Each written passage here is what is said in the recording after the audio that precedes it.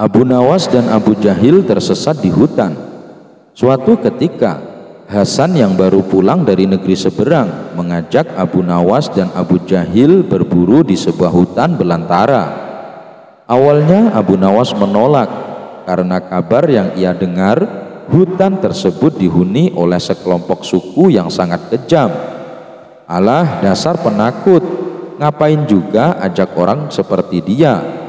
Hai Hasan, lebih baik kita pergi berdua saja, ejek Abu Jahil. Mendengar ejekan tersebut, Abu Nawas tidak terima dan berkata, permasalahannya pada keselamatan Hasan.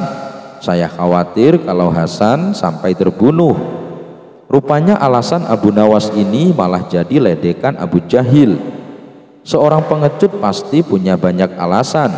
Bilang saja takut, tidak usah bawa-bawa Hasan segala, ledek Abu Jahil.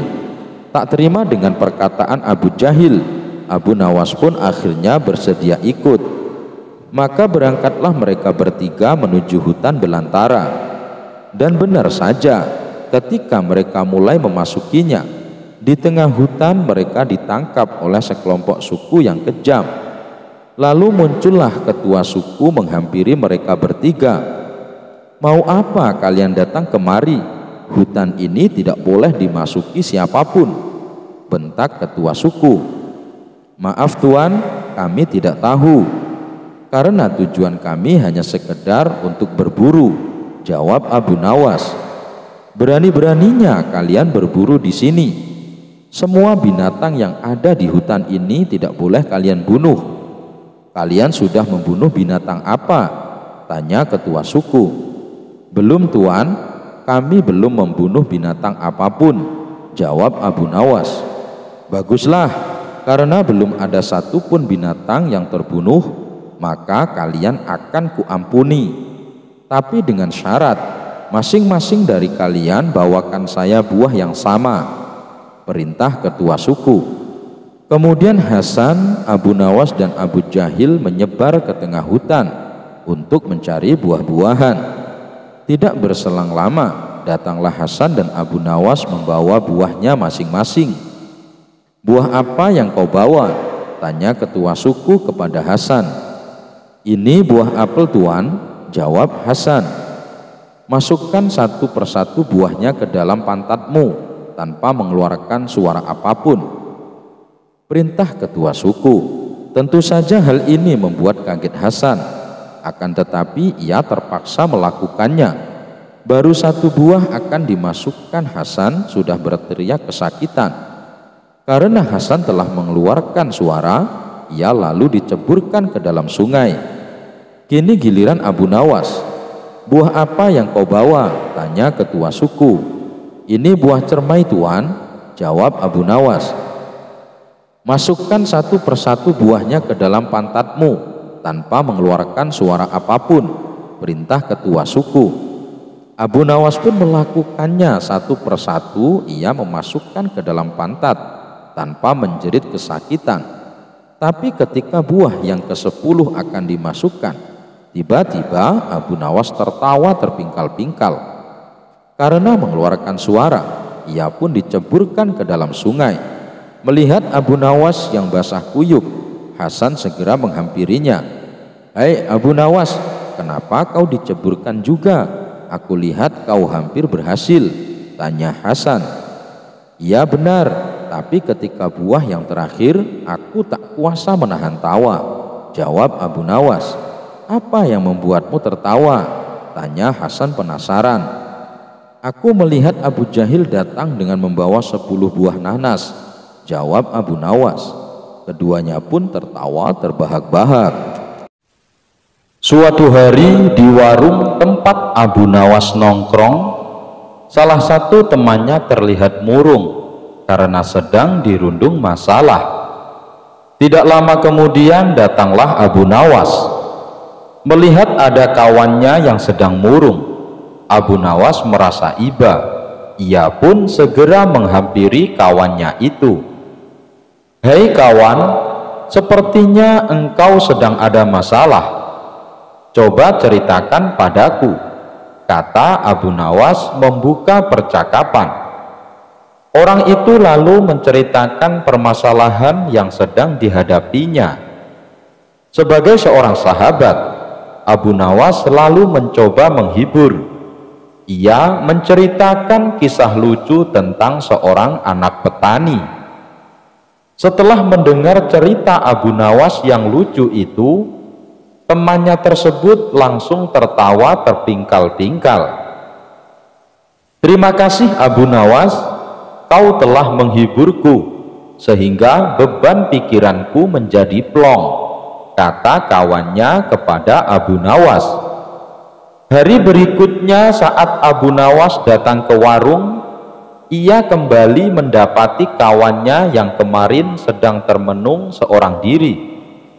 "Hai kawan, kamu kenapa lagi?" tanya Abu Nawas sambil menghampirinya. "Aku sedang dilanda masalah," jawab kawannya sedih. "Masalah apa lagi yang sedang menimpamu?" tanya Abu Nawas. Kawannya itu kembali mengeluh kepada Abu Nawas akan masalah yang sedang dialaminya. Ternyata masalahnya sama seperti yang kemarin. Meski demikian, Abu Nawas tetap mencoba menghibur kawannya. Abu Nawas kembali menceritakan cerita lucu yang seperti kemarin, yaitu tentang seorang anak petani. Temannya itu masih sempat tertawa dengan kisah lucu yang Abu Nawas ceritakan. Dan hari selanjutnya Abu Nawas kembali mendapati kawannya yang sedang melamun sendirian di warung. Saat ditanya Abu Nawas, apa masalahnya? Ternyata masalah yang dihadapi sama seperti kemarin. Abu Nawas pun kembali menghiburnya dengan cerita lucu yang sama. Tapi kali ini kawannya hanya diam saja. "Loh, kenapa kamu tidak tertawa?" tanya Abu Nawas. Temannya itu menjawab, "Sebab cerita lucu yang kamu bawakan sama seperti yang kemarin. Kalau diulang-ulang terus, ya lucunya sudah tidak terasa." Mendengar jawaban tersebut, Abu Nawas hanya tersenyum. Ia pun lalu berkata kepada kawannya, "Jika kamu tak bisa tertawa berulang-ulang dengan cerita lucu yang sama, lantas mengapa kamu selalu mengeluh berulang-ulang dengan masalah yang sama? Padahal jika kamu mensyukuri apa yang ada, niscaya kamu tidak akan selalu mengeluh dengan masalah yang sama." Mendengar nasihat Abu Nawas itu, kawannya pun tersadar yang harus ia lakukan bukannya mengeluh, akan tetapi harus memperbanyak rasa bersyukur. Beberapa hari ini Baginda Raja sedang diselimuti duka, sebab sahabatnya yang juga seorang hakim telah meninggal dunia. Sahabatnya itu merupakan hakim yang sangat bijaksana dan adil, dan paling benci dengan praktek suap menyuap.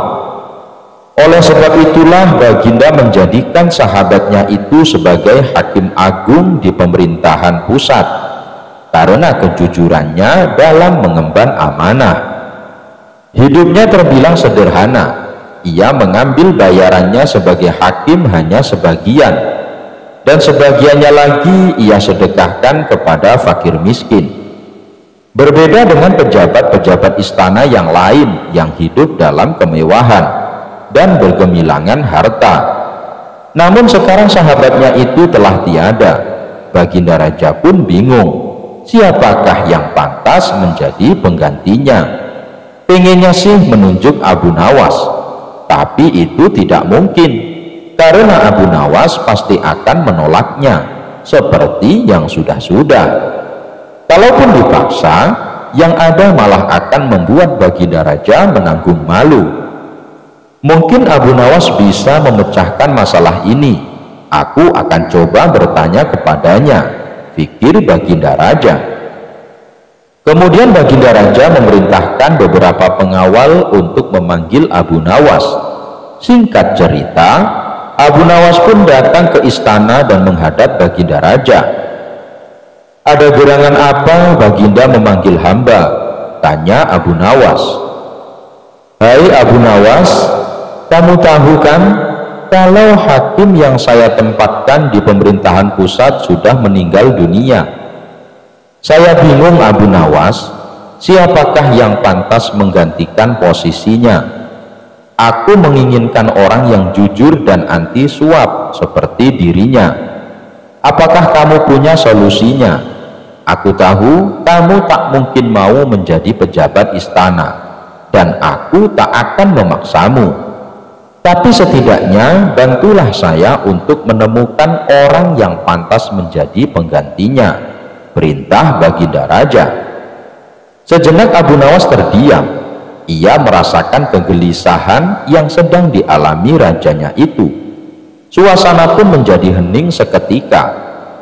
"Baiklah Baginda, beri saya waktu seminggu, nanti akan saya kabari," kata Abu Nawas memecahkan keheningan. Abu Nawas lalu mohon diri kepada Baginda Raja untuk pulang ke rumahnya. Keesokan harinya, dengan mengendarai keledai, Abu Nawas berkeliling kampung berjalan ke sana kemari hingga sampailah ia di tepian sungai. Di situ Abu Nawas melihat ada gembala yang sedang memberi minum induk sapi dan anaknya. Muncullah ide cemerlang di benak Abu Nawas. Ia pun segera menghampiri anak sapi yang masih kecil itu. Entah bagaimana caranya, tiba-tiba anak sapi tersebut berjalan meninggalkan induknya dan mengikuti Abu Nawas yang sedang menaiki keledainya. Melihat hal itu, si pengembala mencoba menghalau anak sapinya supaya kembali pada induknya. Namun ajaib, anak sapi tersebut tak bergeming. Ia tetap berjalan mengikuti keledainya Abu Nawas. Karena kesal, si pengembala pun menyeret dan memukul anak sapi agar mau ikut dengannya. "Hai pengembala, biarkan anak sapi itu ikut denganku," hardik Abu Nawas. "Tapi anak sapi itu milikku Tuan," jawab si pengembala. "Bukan, anak sapi itu adalah milikku. Dia lahir dari keledaiku ini," balas Abu Nawas. "Bagaimana mungkin? Jelas-jelas anak sapi ini milikku. Itu induk sapinya," protes pengembala sambil menunjuk induk sapi di sampingnya. "Kalau dia anak dari induk sapi kamu, pasti dia akan ikut dengannya. Buktinya ia malah ikut dengan keledaiku. Berarti ia anak dari keledaiku," kata Abu Nawas tak mau kalah. Tentu suasana pun semakin memanas. Masing-masing dari mereka tak ada yang mau mengalah. Akhirnya Abu Nawas berkata, "Lebih baik kita selesaikan masalah ini di pengadilan, biar Tuan Hakim yang memutuskan." "Baiklah," balas setuju dengan usulan Abu Nawas. Maka pergilah mereka berdua ke rumah hakim pertama. Sebelum sidang dimulai, Abu Nawas menawari hakim pertama dengan iming-iming uang banyak supaya Abu Nawas bisa memenangkan perkaranya. Hakim pertama tergiur dengan tawaran Abu Nawas, tapi ia bingung bagaimana caranya supaya perkara ini dimenangkan oleh Abu Nawas. "Itu mudah saja. Tuan Hakim putuskan saja kepada siapa anak sapi tersebut akan ikut, maka dialah pemiliknya." Sang hakim lalu memutuskan seperti permintaan Abu Nawas. Ketika anak sapi itu dilepaskan, si anak sapi selalu mengikuti keledai Abu Nawas. Walhasil, Abu Nawaslah yang berhak atas anak sapi tersebut. Merasa keputusan hakim pertama tidak adil, si pengembala mengajak Abu Nawas menemui hakim kedua. Hakim kedua juga ditawari iming-iming uang banyak oleh Abu Nawas supaya dia bisa memenangkan perkaranya. Hakim kedua juga tergiur dengan tawaran Abu Nawas. Ia memutuskan perkara sesuai arahan Abu Nawas seperti yang dilakukan oleh hakim pertama. Abu Nawas pun kembali memenangkan perkaranya atas kepemilikan anak sapi. Upaya si pengembala dalam meminta keadilan kembali menemui kegagalan. Ia lalu mengajak Abu Nawas pergi ke rumah hakim ketiga. Seperti biasa, sebelum persidangan dimulai, Abu Nawas menemui hakim, tidak untuk menjawabnya dengan uang yang banyak, namun hakim ketiga ini sepertinya enggan mengadili perkara tersebut. Tentu saja hal ini membuat Abu Nawas heran berkali-kali. Anda kenapa tidak mau mengadili perkara ini, Tuan Hakim? Apakah uang yang saya berikan kurang banyak? Abu Nawas, bukan masalah uang, tapi saya lagi kena menstruasi. Pantangan bagi saya memutuskan suatu perkara apabila saya sedang datang bulan, jawab hakim ketiga. Abu Nawas semakin heran dengan jawaban Tuan Hakim. Abu Nawas lantas berkata, Tuan Hakim kan laki-laki, mana mungkin bisa menstruasi? Itu hal yang sangat mustahil. Dengan tenang, hakim menjawab, begitu juga dengan anak sapi. Sejak kapan keledai bisa melahirkan anak sapi? Meskipun anak sapi berjalan mengikuti keledai kamu, bukan berarti anak sapi itu lahir dari keledaimu. Abu Nawas terdiam, lalu ia kembali bertanya, jadi menurut pendapat Tuan Hakim, anak sapi itu milik siapa? Dengan tegas hakim ketiga menjawab, sudah jelas, si pengembala itu punya induk sapi, tentu dialah pemiliknya. Abu Nawas tersenyum dengan keputusan hakim ketiga. Ia pun mengembalikan anak sapi itu kepada si pengembala. Sebelum berpamitan kepada Tuan Hakim, Abu Nawas berkata, Tuan Hakim, besok Anda ikut saya ke istana. Baginda Raja membutuhkanmu sebagai Hakim Agung di istana. Abu Nawas merasa puas dan lega. Tugas dari Baginda Raja telah ia selesaikan, karena ia telah menemukan hakim yang tepat untuk ditempatkan di istana sebagai Hakim Agung. Al-Kisah, kala itu kota Baghdad tengah gempar oleh kehadiran orang asing. Persoalannya bukan pada orangnya, melainkan orang asing tersebut tidak mempercayai adanya Tuhan. Bukan hanya itu, ia juga menantang orang-orang muslim untuk berdebat dengannya terkait keberadaan Tuhan. Kabar ini pun tersebar sampai ke telinga Baginda Raja. Karena dianggap membuat resah masyarakat, orang asing ini lalu dipanggil ke istana. Apa tujuanmu membuat onar di negeri kami? Tanya Baginda Raja. Orang asing ini menjawab, untuk apa aku bertuhan kalau tidak bisa menjawab pertanyaanku? Kemudian Baginda Raja bertanya kembali, apakah kamu tidak percaya adanya Tuhan? Dengan tegas dan percaya diri, orang asing ini menjawab, tentu saja saya tidak percaya adanya Tuhan, dan saya juga tidak percaya adanya akhirat. Mendengar jawaban tersebut, Baginda Raja sempat terkejut. Tetapi saya dan rakyatku percaya adanya Tuhan, berarti keyakinan kita berbeda, jadi jangan ganggu rakyatku. Kalau Baginda Raja percaya adanya Tuhan, bisakah Baginda menjawab 3 pertanyaanku? Pertanyaan pertama, orang Islam yakin bahwa dunia dan isinya adalah ciptaan Allah. Lalu siapa yang menciptakan Allah? Bukankah sesuatu yang ada pasti ada penciptanya? Pertanyaan kedua, katanya di dalam surga manusia tidak akan buang air besar, sedangkan mereka makan dan minum tiap hari. Bagaimana mungkin ini bisa terjadi? Padahal segala sesuatu yang akan dimasukkan pasti akan keluar. Pertanyaan ketiga, orang Islam meyakini bahwa setan terbuat dari api, tapi katanya setan akan disiksa dengan api neraka. Mana mungkin api bisa menyakiti api? Mendengar pertanyaan orang asing tersebut, Baginda Raja hanya terdiam. Bisa saja Baginda Raja menjawabnya berdasarkan hadis dan Al-Quran, tetapi yang dihadapi adalah orang yang tidak percaya Tuhan, maka dijawabnya harus dengan logika. Kemudian salah satu menterinya membisikkan kepada Baginda Raja. Menteri tersebut berkata, "Baginda, kalau soal seperti ini serahkan saja kepada Abu Nawas. Ia pasti bisa menjawab segala pertanyaan yang diajukan orang asing ini." Maka tak lama kemudian dipanggillah Abu Nawas ke istana.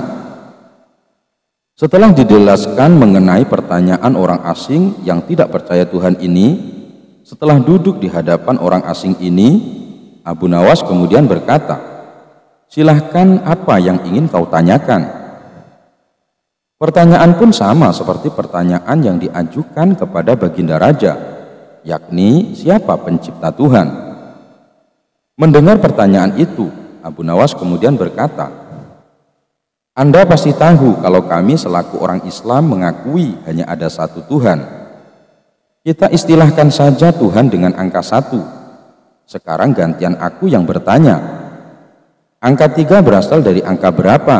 tanya Abu Nawas. "Angka 3 berasal dari angka 2 ditambah 1, jawab orang asing tersebut. "Tepat sekali. Kalau angka 2 berasal dari angka berapa?" "Angka 2 berasal dari angka 1 ditambah 1. "Benar sekali. Sekarang kalau angka 1 sendiri berasal dari angka berapa?" Orang asing tersebut kaget dengan pertanyaan itu. Ia hanya terdiam, tak bisa menjawabnya. Kemudian Abu Nawas berkata, "Pada intinya semua angka pasti ada awalnya, entah itu angka 5, angka 4, ataupun angka 10, dan angka-angka tersebut diibaratkan alam semesta ciptaan Allah. Apabila kamu bertanya siapa yang menciptakan Allah, sama halnya saya bertanya dari mana angka 1 itu, kamu pasti tidak akan bisa menjawabnya." Orang asing itu pun langsung terdiam dan merenungi kata-kata Abu Nawas. "Untuk jawabanmu yang pertama masuk akal juga. Sekarang untuk pertanyaan kedua, bagaimana mungkin manusia bisa buang air besar di surga?" Abu Nawas kemudian menjawab, "Selama kamu dalam kandungan rahim ibumu, tentunya kamu makan dan minum. Karena menurut ilmu medis, seorang janin memakan sesuatu yang dimakan ibunya. Lalu ketika kamu dalam kandungan ibumu selama 9 bulan, apakah kamu pernah buang air besar?"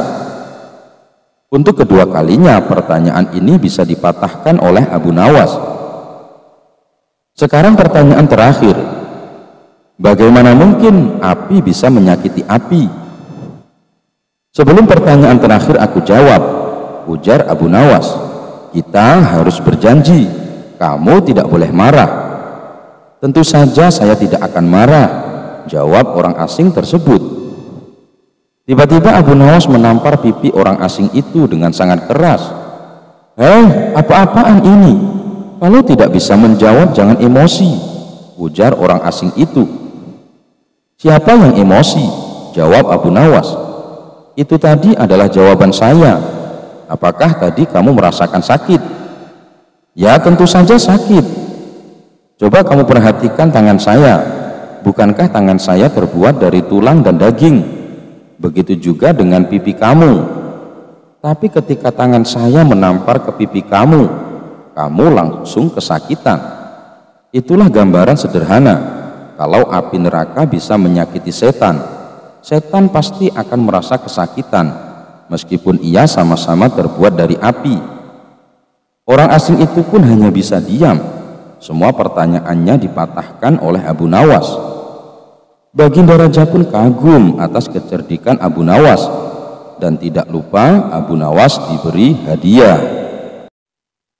Suatu hari Abu Nawas mendapatkan hadiah berupa cincin berlian dari Sultan Harun ar-Rasyid. Kepada para tetangganya, cincin itu selalu dipamerkan. Bahkan kemanapun ia pergi, selalu dipakainya pada jari manis kanannya. Dari jauh cincin berlian itu tampak gemerlapan, sehingga menarik perhatian dan rasa kagum orang yang melihatnya. Ketika Abu Nawas berjalan di depan rumah seorang saudagar permata, cincin itu memukau perhatian si saudagar. Belum pernah rasanya permata semacam itu dilihatnya. Harganya kira-kira 10.000 dinar. Taksirnya dalam hati, "Hai Abu Nawas, singgahlah barang sebentar kemari," panggilnya dari depan pintu rumah. Ketika Abu Nawas mendekat, saudagar itu segera menyongsongnya dengan wajah berseri-seri. "Bagaimana engkau membeli cincin yang begitu bagus?" tanya saudagar itu seraya mengamat-amati cincin permata di jari manis kanan Abu Nawas.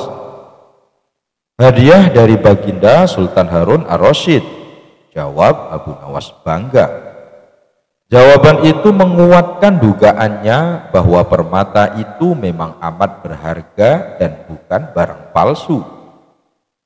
"Aku bersedia membelinya dengan harga mahal," bujuk saudagar itu.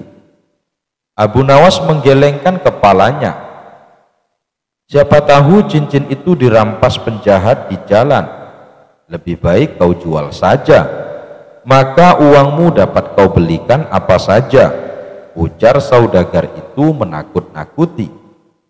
"Aku bersedia membayarmu 3.000 dinar, sambungnya. Abu Nawas orang yang pandai, tak gampang terbujuk, apalagi tertipu. Ia tahu bahwa harga cincin itu kira-kira 10.000 dinar. Tawaran itu didiamkannya saja. Dari saku bajunya dikeluarkan sapu tangan, lalu digosoknya cincin itu dengan sapu tangan. Makin bergemilaulah berlian itu. "Abu Nawas, dengarlah, modalku seluruhnya berjumlah 4.000 dinar. Baiklah, seluruh uangku yang 4.000 dinar aku bayarkan kepadamu. Boleh kan?" tawar saudagar itu. "Mana boleh, permata yang begini indah hanya kau hargai 4.000 dinar, sahut Abu Nawas hendak melangkah pergi. "Tunggu dulu Abu Nawas," cegah saudagar itu. "Jika aku punya uang lebih dari itu, akan kuberikan kepadamu semuanya. Barangkali 2-3 hari lagi akan kubawakan engkau uang 5.000 dinar. Karena itu jangan kau jual cincinmu kepada orang lain." Abu Nawas hanya senyum-senyum saja lalu pergi. Cincin itu memang tak pernah lepas dari jari manis kanannya. Ketika tidur malam harinya, cincin itu tetap tersunting di jari. Malam itu Abu Nawas bermimpi. Dalam mimpi itu saudagar datang membawa uang 5.000 dinar. Melihat uang sebanyak itu, Abu Nawas tergiur. Tanpa pikir panjang, diterimanya uang sebanyak itu. Lalu diberikannya cincinnya. Begitu girang hatinya memiliki uang 5.000 dinar. Lalu menari-nari, bahkan berjingkrak-jingkrak. Tangannya bertepuk-tepuk, kakinya menghentak-hentak, kepalanya bergoyang ke kiri ke kanan. Pinggulnya meliuk-liuk sehingga keseimbangan badannya menjadi goyah. Tiba-tiba gedebuk, Abu Nawas terjatuh. Ternyata ia terjungkal dari tempat tidur ke lantai. Ia terjaga, jidatnya terasa nyeri karena terantuk lantai. Ia tersadar dari mimpinya. Yang pertama-tama dilakukannya ialah mengamat-amati cincin pada jari manis kanannya. Oh, masih ada, pikirnya. Ia merasa heran mengapa cincin itu masih tetap tersunting di jarinya. Padahal uang pembayaran dari saudagar permata itu sudah diterimanya. Esok harinya ia menceritakan mimpinya itu, bukan saja kepada istrinya, tetapi juga kepada tetangga-tetangganya, bahkan kepada semua orang yang berjumpa dengannya. Diceritakanlah perihal mimpinya itu. Aku sudah menerima uang pembayaran sebanyak 5.000 dinar, tapi cincinku belum diambil oleh saudagar yang membelinya, katanya dengan terheran-heran. Mimpi Abu Nawas yang aneh itu segera beredar dari mulut ke mulut. Akhirnya saudagar permata itu pun mendengarnya. Kalau begitu aku berhak mengambil cincin itu, pikirnya. Bukankah aku sudah membayarnya? Bahkan Abu Nawas pun mengaku telah menerima uang pembayaran dariku. Saat itu juga ia berangkat menuju rumah Abu Nawas. Dengan napas terengah-engah ia tiba di rumah Abu Nawas. Abu Nawas, ujarnya, mana cincin berlian yang sudah kubeli? Tapi, sahut Abu Nawas tersendat. Jangan pura-pura lupa, Abu Nawas. Semalam aku sudah membayarmu 5.000 dinar, bukan? Kata saudagar itu sambil telunjuknya pada dada Abu Nawas. Ya, betul, ujar Abu Nawas. Tapi ada dua hal yang masih harus kita sepakati. Pertama, harga 5.000 dinar itu masih terlalu murah. Genapilah jadi 6.000 dinar. Kedua, karena cincin permata itu pemberian Sultan Harun ar-Rasyid, serah terima cincin itu harus disaksikan pula oleh Baginda Raja. Dengan kesaksian Baginda, engkau pun akan yakin bahwa cincin itu memang benar-benar pemberian Baginda. Baiklah, aku tambah 1.000 dinar nanti, setelah Baginda mengakui cincin itu berasal pemberian Baginda kepadamu, sahut saudagar itu. Aku berganti pakaian dulu, lantas kita berangkat bersama-sama ke istana, kata Abu Nawas sambil masuk ke dalam kamar. Dengan mengenakan pakaian yang paling bagus, Abu Nawas menemui lagi saudagar itu. Kita berangkat sekarang, ajaknya. Hei, mengapa jari manis kamu kau balut dengan sapu tangan putih? Tanya saudagar seraya menunjuk jari manis kanan Abu Nawas. Jari itu terbalut kain tebal. Engkau memperingatkan aku kemarin agar aku berhati-hati, karena penjahat yang melihat permata ini mungkin akan merampasnya, kata Abu Nawas. Betul-betul, kata saudagar itu membenarkannya. Keduanya bergegas berangkat ke istana. Sementara itu Sultan Harun ar-Rasyid ketika itu baru saja memasuki Balai Rum. Ketika kedua orang itu tiba di istana, Baginda menunda acara perbincangan dengan para pejabat tinggi, lalu memanggil Abu Nawas dan saudagar itu agar menghadap. Baginda, kami bersama saudagar permata ini menghadap Baginda karena ada sesuatu hal yang hendak kami sampaikan. Cincin permata hadiah dari Baginda beberapa hari yang lalu kepada saya akan saya jual kepada saudagar permata ini, kata Abu Nawas. Mengapa hendak kau jual? Tanya Sultan dengan nada marah. Itu hak saya, Baginda, jawab Abu Nawas. Bukankah cincin ini yang telah Baginda berikan sebagai hadiah kepada saya?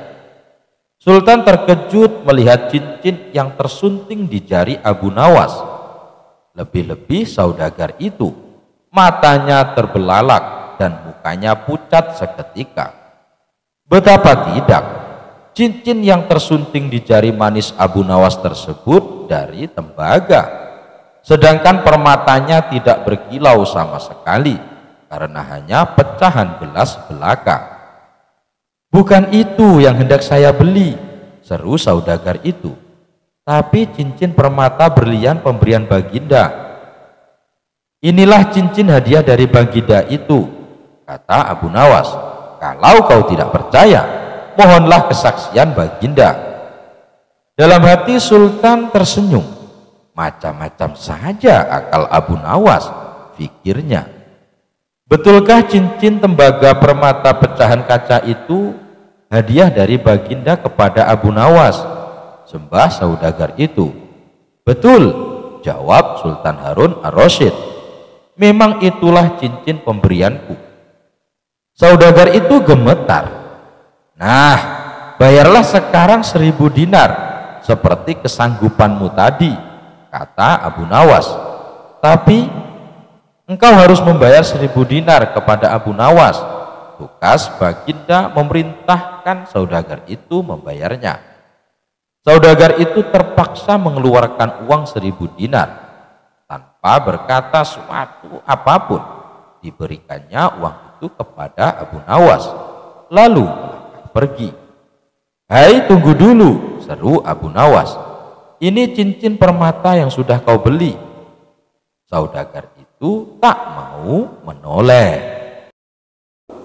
Suatu hari yang cerah, Raja Harun ar-Rasyid dan para pengawalnya meninggalkan istana untuk berburu. Namun di tengah perjalanan, salah satu pejabat kerajaan yang bernama Abu Jahil menyusul dengan terengah-engah di atas kudanya. "Baginda, baginda, hamba mau mengusulkan sesuatu," kata Abu Jahil sambil mendekati sang raja. "Apa usulmu, wahai Abu Jahil?" tanya baginda raja. "Agar acara berburu ini lebih menarik dan disaksikan banyak penduduk, bagaimana kalau kita sayembarakan saja?" ujar Abu Jahil dengan raut wajah serius.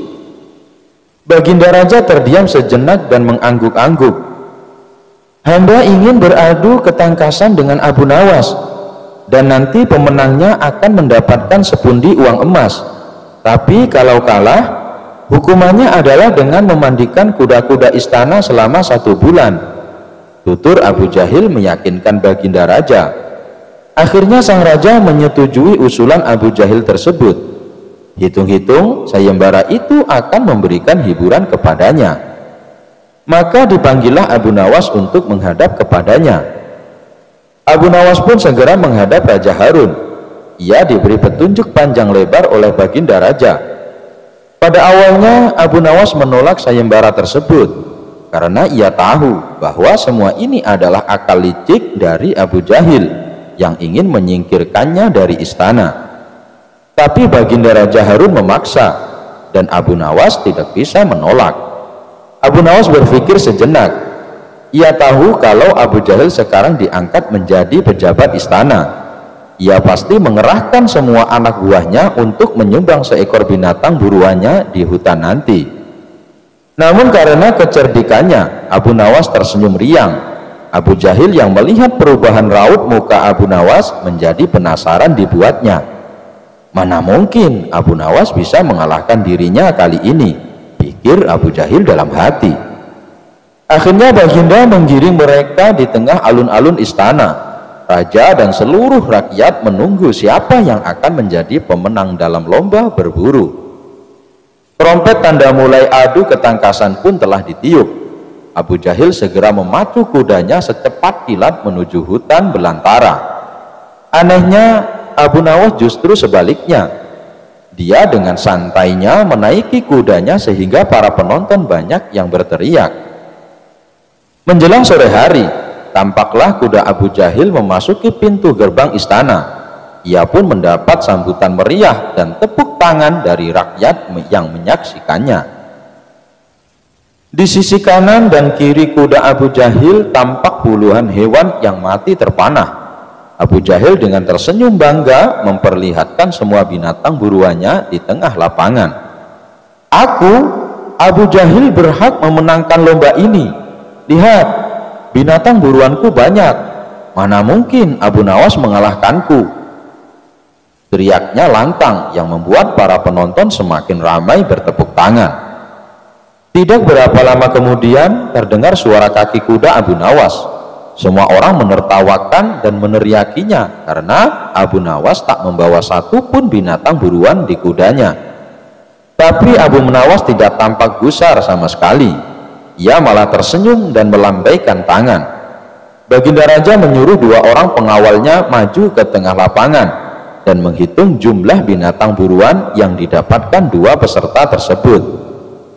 Dan kesempatan pertama, para pengawal menghitung jumlah binatang hasil buruan Abu Jahil. 35 ekor kelinci, ditambah 5 ekor rusa dan 2 ekor babi hutan. kata salah satu pengawal. Kalau begitu akulah pemenangnya, karena Abu Nawas tak membawa seekor binatang pun, teriak Abu Jahil dengan sombongnya. Tenang, tenang, aku membawa ribuan binatang. Jelaslah aku pemenangnya, dan engkau wahai Abu Jahil, silahkan memandikan kuda-kuda istana menurut aturan lomba. Semua binatang boleh ditangkap, yang penting jumlahnya, kata Abu Nawas sambil membuka bambu kuning yang telah diisi dengan ribuan semut merah. Jumlahnya sangat banyak Baginda, mungkin ribuan, kami tak sanggup menghitungnya lagi, kata pengawal kerajaan yang menghitung jumlah semut itu. Melihat kenyataan itu, Abu Jahil tiba-tiba saja jatuh pingsan.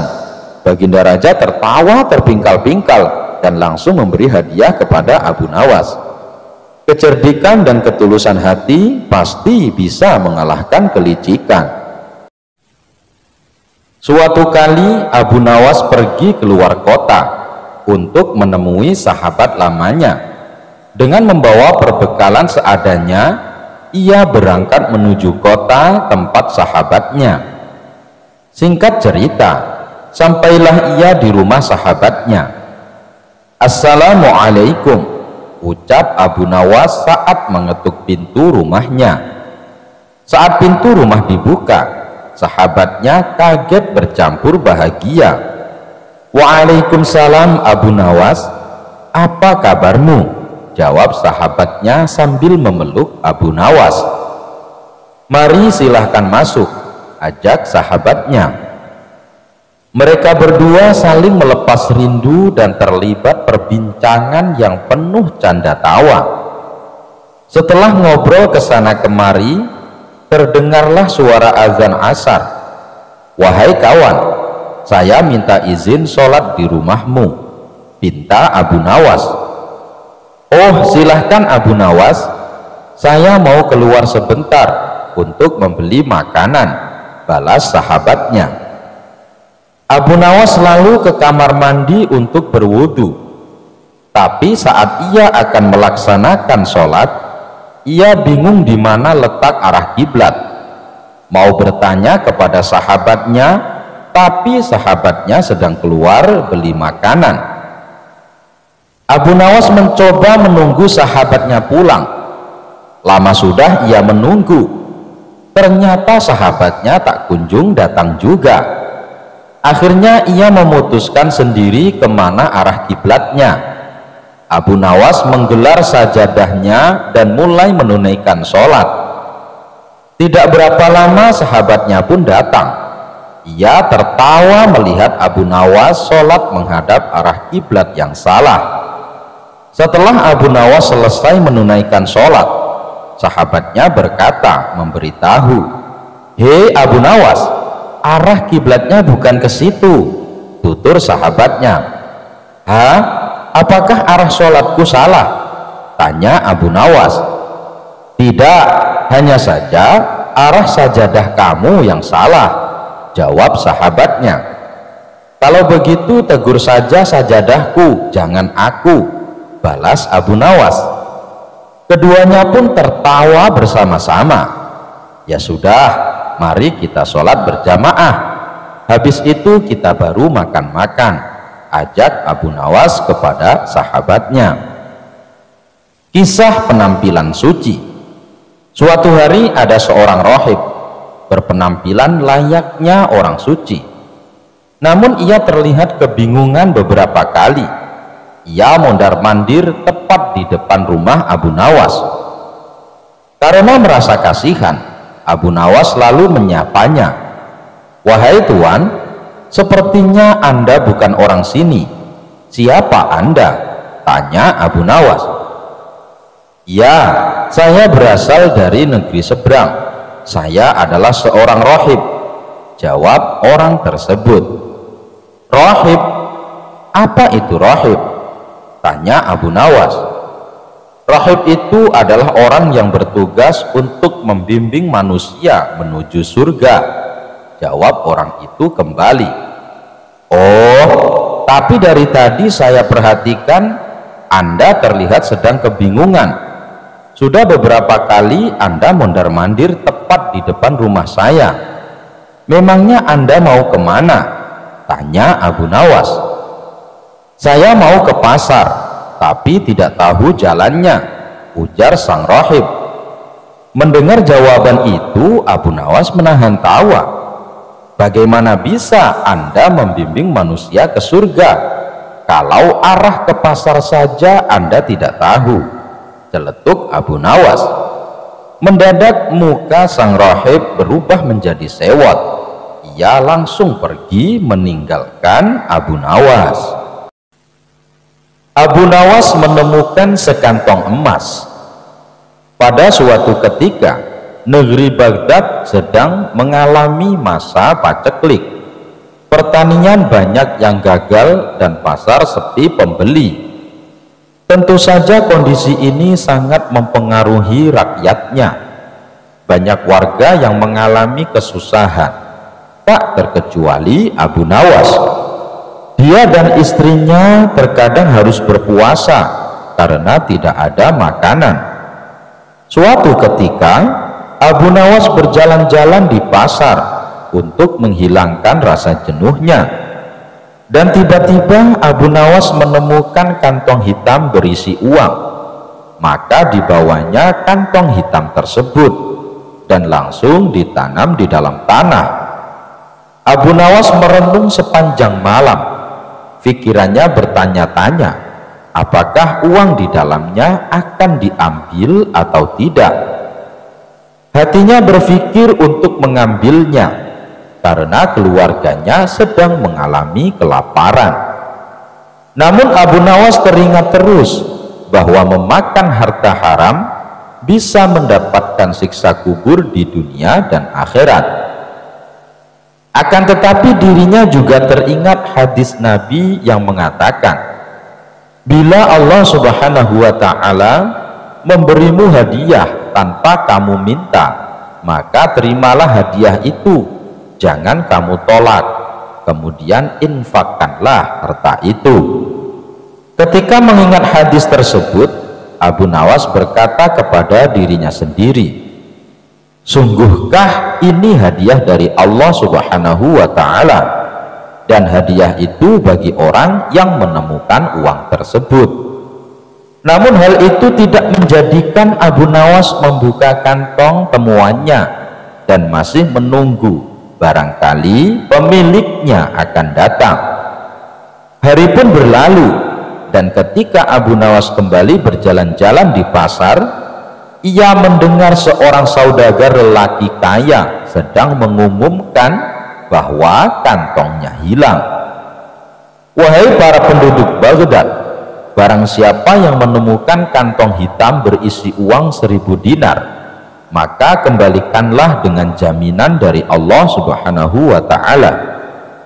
Mendengar hal tersebut, lalu Abu Nawas mendekati lelaki tersebut dan berkata, wahai tuan, negeri kami sedang mengalami masa paceklik. Banyak di antara kami yang hidup miskin. Seumpama uang Anda ditemukan oleh orang yang mengalami kesusahan, maukah tuan memberikan sedikit uang secara halal? Ucap Abu Nawas. Berapa yang diinginkannya? Tanya lelaki saudagar kaya. 1/10-nya tuan, jawab Abu Nawas. Saudagar itu dengan tegas berkata, aku tidak akan memberikannya sedikit pun. Jika ia tidak mengembalikannya kepadaku, maka di akhirat nanti akan kutuntut di hadapan Allah Subhanahu wa ta'ala. Mendengar perkataan tersebut, Abu Nawas segera kembali ke rumahnya dan menceritakan kepada istrinya bahwa ia telah menemukan pemilik kantong uang tersebut. Apa yang harus aku lakukan? Apa aku harus mengembalikan uang itu? Tanya Abu Nawas. Mendengar hal itu, istrinya agak marah. Aku dan anak-anakmu telah menderita kemiskinan bersamamu selama 50 tahun. Bahkan saat ini kita hanya mempunyai satu pakaian dan dipakai bergantian untuk sholat. Selama hidup kita belum makan buah dan daging. Datangilah pemiliknya, desaklah ia agar memberikan 1/10 dari uangnya itu. Jika ia tidak setuju, maka mintalah 1/100-nya.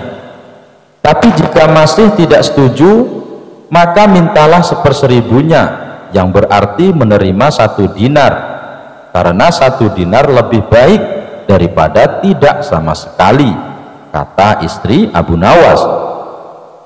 Mendengar penjelasan istrinya itu, lalu Abu Nawas pergi kembali menemui saudagar kaya di pasar. "Tuan, sebenarnya sayalah penemu kantong berisi uang. Apakah Tuan bersedia memberikan sedikit uang tersebut kepada saya? Meskipun hanya 1 dinar, karena beberapa hari ini keluarga saya belum makan, Tuan," kata Abu Nawas. Namun saudagar kaya itu tetap pada pendiriannya untuk tidak memberikan uang tersebut. Maka diajaklah saudagar itu ke rumah Abu Nawas, dan setibanya di rumah, lalu Abu Nawas menyerahkan kantong tersebut. "Benarkah ini kantong Tuan?" tanya Abu Nawas. "Iya, benar," jawab saudagar kaya. Kemudian lelaki tersebut membuka kantongnya dan menghitung jumlah uangnya, dan jumlahnya masih tetap utuh, yaitu 1000 dinar. Lalu saudagar kaya itu pamit pulang kepada Abu Nawas, namun belum juga melewati pintu keluar. Tiba-tiba saudagar kaya itu berhenti dan berkata, "Wahai orang tua, aku akan menceritakan kepadamu mengenai kantong ini. Ayahku telah mewariskan kepadaku uang 3000 dinar. Sebelum meninggal, ayah berpesan kepadaku untuk membagikan 1/3-nya kepada orang yang berhak menerimanya. Dan aku juga disuruh menjual warisan ternak lalu menginfakkannya. Sebagian lagi aku gunakan untuk pergi haji. Maka aku pun melaksanakan wasiat itu, dan wasiat untuk membagikan 1/3 uang dari kekayaanku. Uang tersebut aku letakkan pada kantong ini, lalu aku pergi ke kota Baghdad untuk mencari orang yang benar-benar miskin. Namun aku tidak menemukan seorang pun yang lebih berhak daripada Anda. Maka ambillah uang di kantong ini. Semoga Allah Subhanahu wa Ta'ala memberkahimu," kata saudagar lelaki kaya tersebut. Mendengar hal itu, Abu Nawas pun bersyukur kepada Allah Subhanahu wa Ta'ala. Kesabaran dan kejujurannya saat menemukan uang tersebut ternyata mendapat jalan lain dari Allah.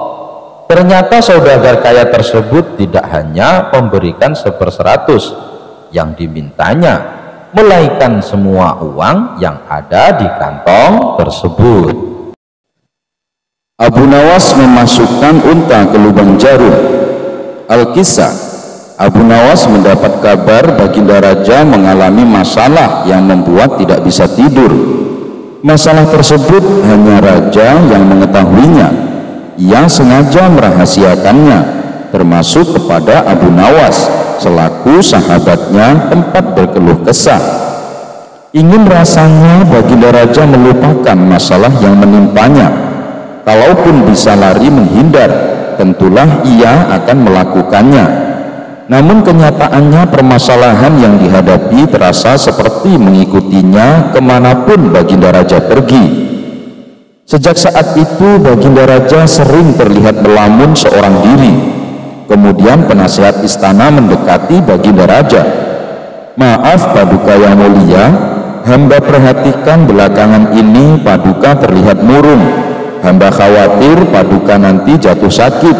Apakah ada sesuatu yang Paduka pikirkan?" tanya penasihat istana. "Tidak ada apa-apa, aku baik-baik saja. Kau urusi saja pekerjaanmu," jawab Baginda Raja dengan memalingkan wajahnya. Penasehat istana pun hanya terdiam. Ia merasakan gelagat bahwa Baginda Raja sedang dilanda masalah besar. Dikarenakan Baginda Raja tidak mau berterus terang, penasehat istana tidak berani membujuknya untuk menceritakan masalah yang dihadapi. Makin hari sikap Baginda Raja makin tertutup, bahkan kini enggan menerima tamu.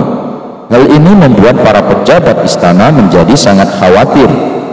Apa yang harus kita lakukan? Makin hari Baginda Raja terlihat mengkhawatirkan. Ini sangat buruk untuk kondisinya. Jangan sampai Baginda Raja jatuh sakit, kata salah seorang menteri. Aku juga cemas melihat sikap Baginda Raja belakangan ini. Aku sudah coba membujuknya supaya mau menceritakan masalah yang dialami, tapi ia malah memalingkan wajah. Baginda Raja memilih menutup diri, beber penasehat istana. Saya ada saran, bagaimana kalau masalah ini kita sampaikan kepada Abu Nawas? Biasanya dia tahu solusinya, ujar salah satu dari menteri. Ya, saya setuju dengan saran tersebut, balas lainnya. Maka beberapa menteri istana segera mendatangi rumah Abu Nawas. Melihat yang datang adalah para menteri, Abu Nawas sempat terkejut. Biasanya yang diutus Baginda Raja adalah prajurit istana. Kenapa kalian yang datang? Tanya Abu Nawas.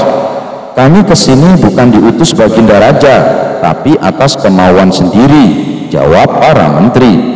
Kemudian para menteri ini memberitahu Abu Nawas tentang keadaan yang menimpa Baginda Raja.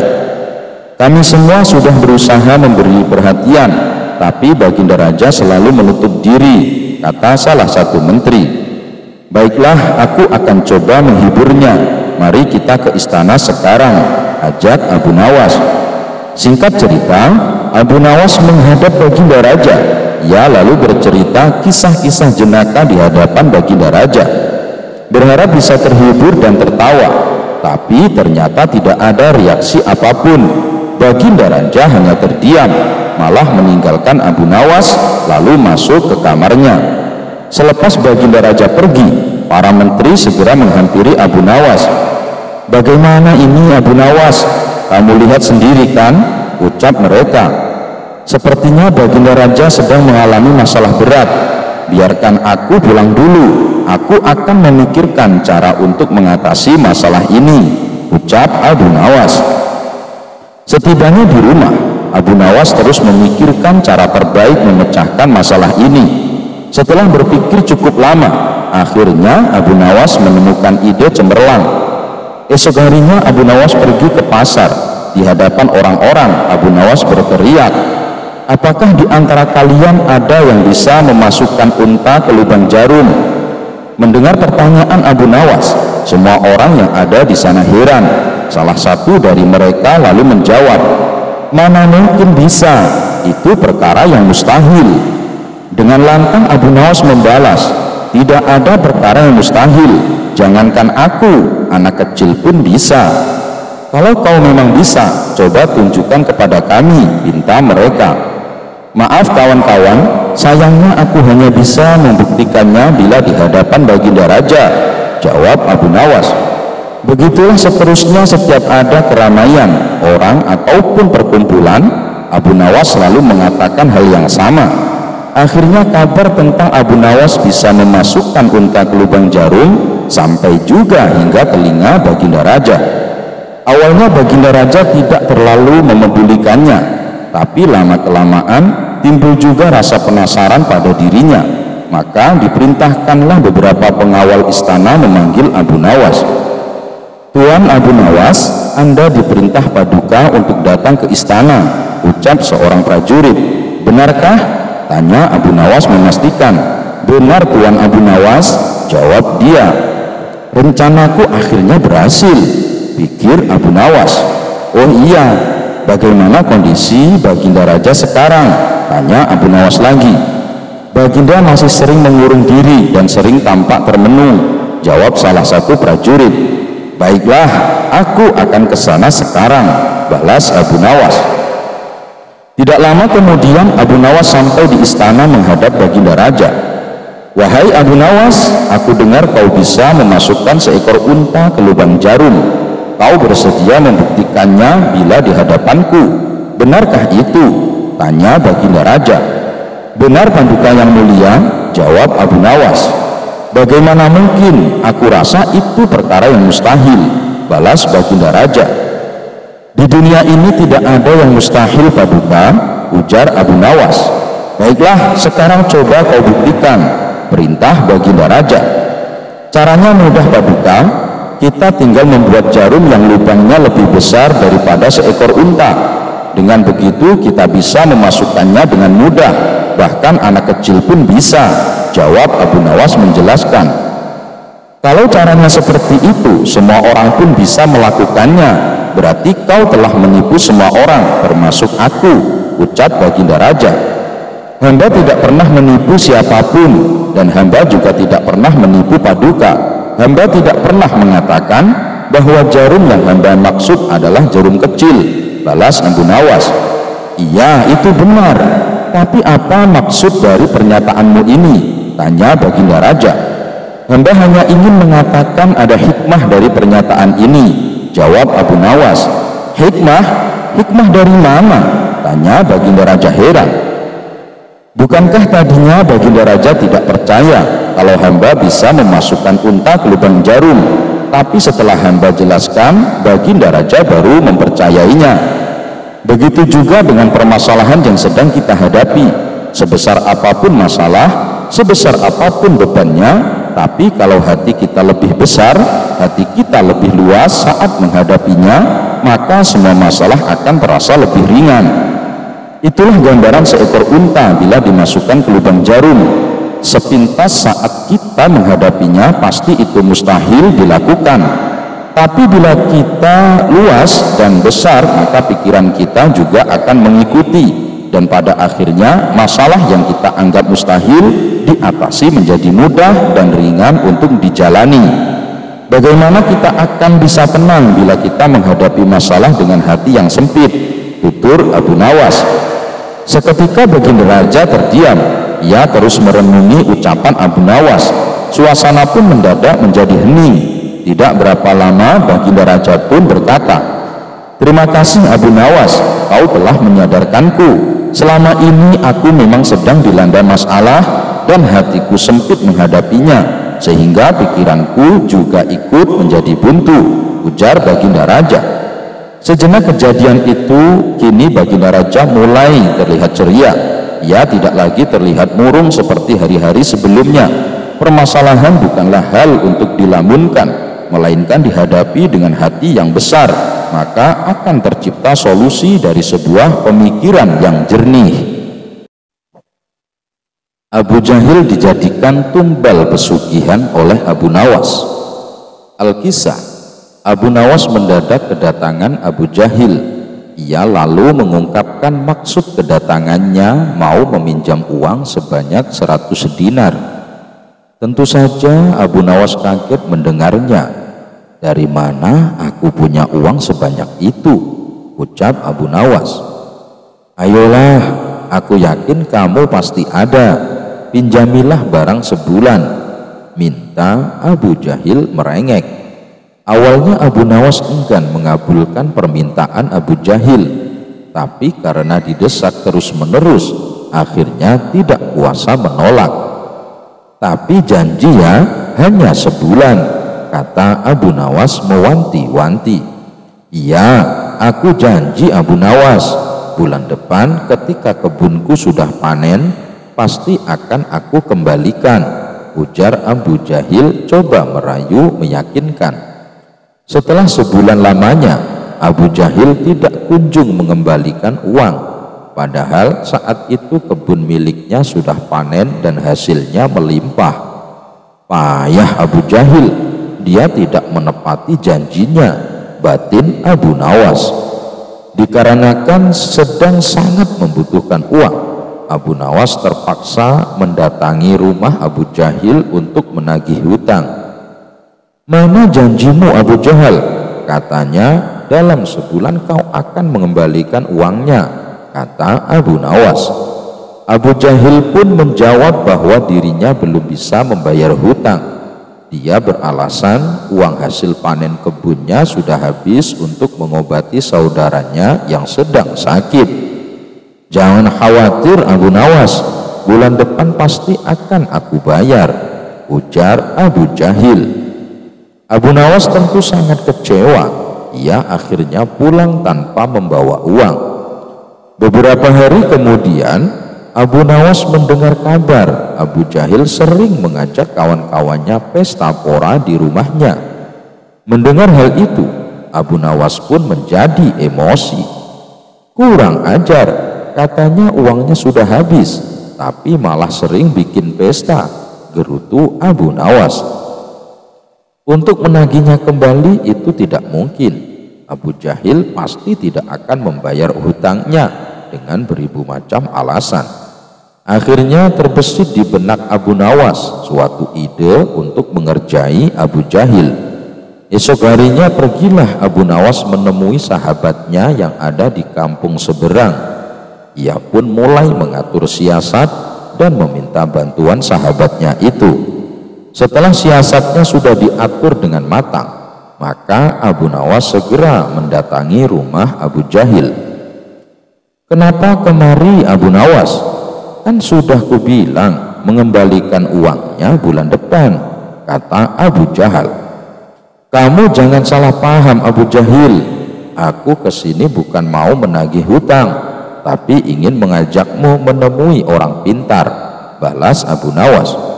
Menemui orang pintar untuk apa? Tanya Abu Jahil penasaran. Begini Abu Jahil, di kampung seberang katanya ada dukun pesugihan yang bisa membuat kita jadi kaya. Aku ingin mencobanya ke sana, jawab Abu Nawas. Benarkah? Baiklah, aku ikut Abu Nawas. Aku juga ingin kaya raya, sahut Abu Jahil kegirangan. Singkat cerita, sampailah Abu Nawas dan Abu Jahil di rumah seorang dukun pesugihan. Setelah keduanya dipersilahkan masuk, dukun tersebut bertanya, ada keperluan apa kalian kemari? Abu Nawas lalu mengungkapkan keinginan ingin kaya raya tanpa harus bekerja. Oh, itu gampang, tapi ada syaratnya, ujar dukun tersebut. Apa itu syaratnya? Tanya Abu Nawas. Syaratnya harus ada tumbal, tapi jangan khawatir, tumbalnya tidak harus dari keluarga. Orang lain juga bisa dijadikan tumbal, tapi orang lain tersebut adalah orang yang ada kaitannya dengan hartamu, jawab sang dukun. Maksudnya bagaimana? Saya belum paham, tanya Abu Nawas lagi. Ya misalnya orang yang punya utang sama kamu, maka orang tersebut bisa dijadikan tumbal meskipun dia bukan anggota keluargamu, jawab sang dukun. Kalau orangnya tidak mau bagaimana? Tanya Abu Nawas.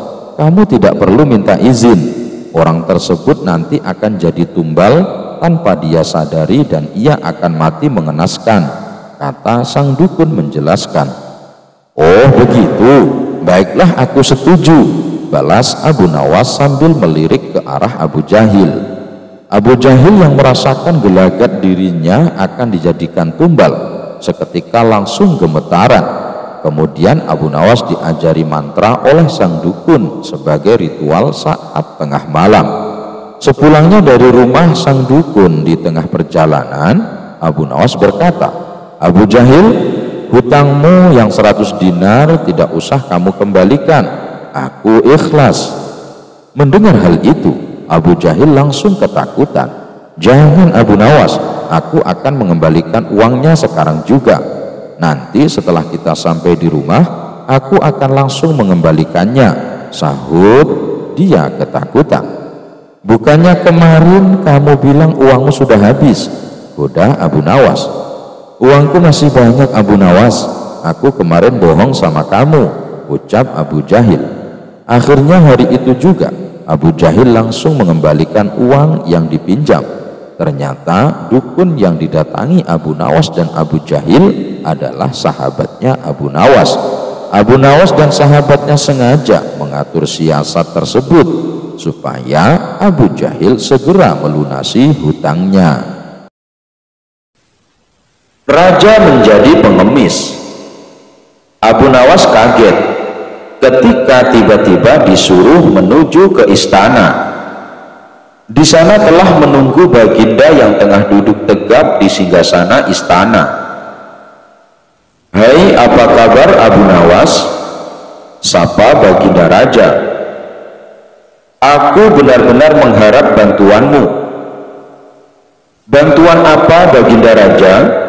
Abu Nawas balik bertanya.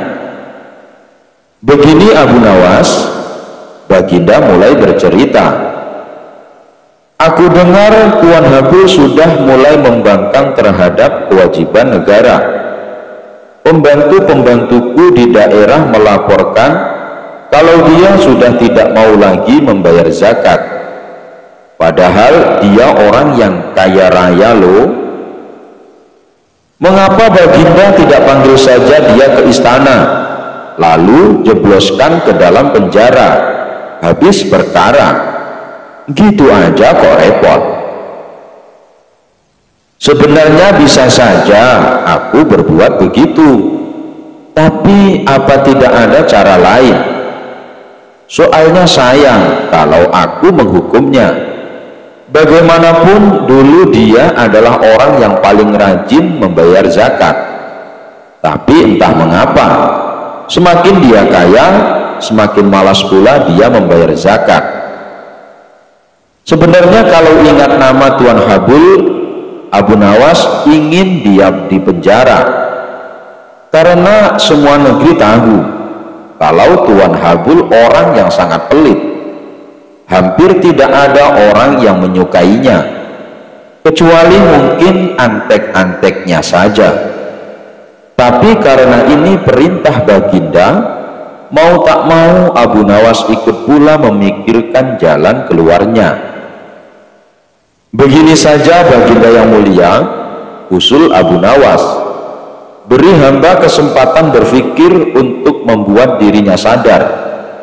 Tapi tentu saja selama berpikir, hamba tidak bisa bekerja mencari nafkah buat keluarga.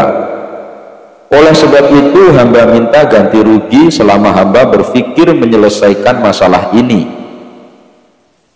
Sudah kuduga sejak semula, kau pasti meminta imbalan kalau ku minta bantuan. Ini bawa, ujar baginda kesal. Baginda mengeluarkan uang 200.000 dinar kepada Abu Nawas. Sambil cengar-cengir, Abu Nawas membawa pulang uang pemberian baginda raja. Seminggu kemudian Abu Nawas datang ke istana. Dia datang dengan segudang rencana yang telah disusunnya. "Bagaimana Abu Nawas? Sudah ketemu jalan keluarnya?" tanya baginda raja. "Beres baginda raja, cuma caranya baginda dan saya harus menyamar jadi pengemis.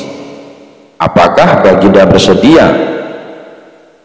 Semula baginda agak kaget juga mendengar usul Abu Nawas.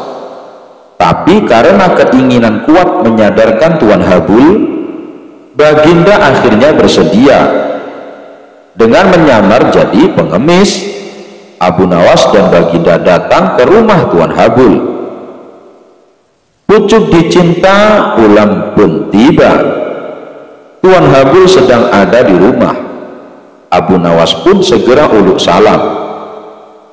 "Selamat pagi Tuan, kami ini pengemis. Apakah Tuan ada sedikit uang receh?" "Tidak ada," jawab Tuan Habul dengan angkuh. "Kalau begitu, apakah Tuan punya pecahan roti kering sekedar untuk mengajar perut kami yang sedang lapar?" "Tidak ada." "Kalau begitu kami minta air putih." "Tidak banyak, masing-masing 1 gelas saja." "Sudah kubilang, aku tidak punya apa-apa." Tuan Habul mulai tidak bisa menahan emosinya. Dan rupanya jawaban ini yang ditunggu-tunggu Abu Nawas. "Kalau Tuan tidak punya apa-apa," cetus Abu Nawas, "mengapa Tuan tidak ikut kami saja menjadi pengemis? Wajah Tuan Habul pucat pasi mendengar cetusan Abu Nawas. Rasa marah, tersinggung, dan terhina bercampur aduk menjadi satu. Tapi belum sempat kesadaran Tuan Habul pulih, Abu Nawas dan Baginda segera membuka kedoknya. Bagaimana Habul? Kali ini giliran Baginda yang berbicara. Mau pilih jadi orang kaya atau menjadi orang yang tidak punya apa-apa? Kalau pilih jadi orang yang tidak punya apa-apa, ya ikut saja Abu Nawas mengemis dari rumah ke rumah. Tapi kalau pilih menjadi orang kaya, ya jangan lupa membayar zakat. Bukan begitu Habul? Mendengar penuturan Baginda, Tuan Habul terdiam 1000 bahasa. Dia merasa sangat malu, sedangkan Abu Nawas hanya cengengesan menyaksikan kejadian itu. Enak saja Baginda menyuruhku jadi pengemis, gumam Abu Nawas sambil mengumpat dalam hati. Apa boleh buat, zakat kewajiban bagi yang mampu untuk menunaikannya. Abu Nawas lebih hebat dari jin ifrit. Baginda Raja baru saja membaca kitab tentang kehebatan Raja Sulaiman yang mampu memerintahkan para jin memindahkan singgasana Ratu Bilqis di dekat istananya. Baginda membaca surat An-Naml ayat 39 sampai 40.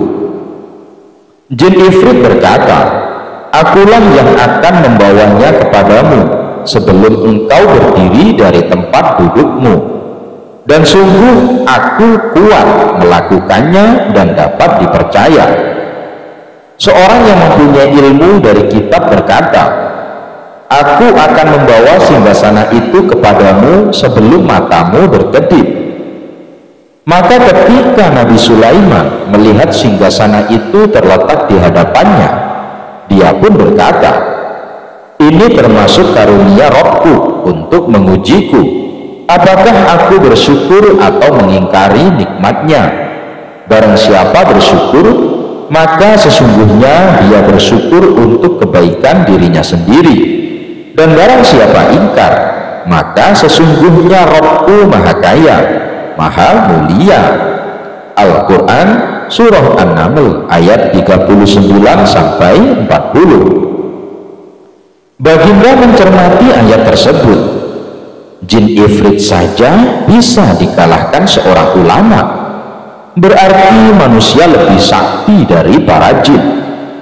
Ulama di masa Raja Sulaiman lebih cepat memindahkan singgasana Ratu Bilqis dibanding Jin Ifrit. Ulama itu mampu membawa singgasana ke hadapan Nabi Sulaiman sebelum dia mengedipkan mata. Sedangkan Ifrit hanya mampu membawanya ke hadapan Nabi Sulaiman sebelum dia bangkit dari tempat duduknya. Baginda tiba-tiba merasa tertarik. Hatinya mulai tergelitik untuk melakukan hal yang sama. Mendadak beliau ingin istananya dipindahkan ke atas gunung agar bisa lebih leluasa menikmati pemandangan di sekitar. Dan bukanlah hal itu tidak mustahil bisa dilakukan, karena ada Abu Nawas yang amat cerdik di negerinya. Kalau di masa Raja Sulaiman ada ulama yang lebih hebat dari Jin Ifrit, di masa sekarang ada Abu Nawas, ujar Baginda dalam hati. Baginda pun segera memanggil Abu Nawas. Setelah Abu Nawas dihadapkan, Baginda berkata, "Sanggupkah engkau memindahkan istanaku ke atas gunung agar aku lebih leluasa melihat negeriku?" tanya Baginda Raja. Abu Nawas tidak langsung menjawab. Dia berpikir sejenak hingga keningnya berkerut. Tidak mungkin menolak perintah Baginda kecuali kalau memang ingin dihukum. Akhirnya Abu Nawas terpaksa menyanggupi proyek raksasa itu. Ada satu lagi permintaan dari Baginda. Pekerjaan itu harus selesai hanya dalam waktu sebulan. Karena kemampuanmu belum teruji, maka kamu punya waktu sebulan untuk melakukan permintaanku itu, ujar baginda raja. Abu Nawas pulang dengan hati masyghul. Setiap malam ia hanya berteman dengan rembulan dan bintang-bintang. Hari-hari dilewati dengan kegundahan. Tak ada hari yang lebih berat dalam hidup Abu Nawas kecuali hari-hari ini. Tetapi pada hari ke-9 ia tidak lagi merasa gundah gulana. Keesokan harinya Abu Nawas menuju istana.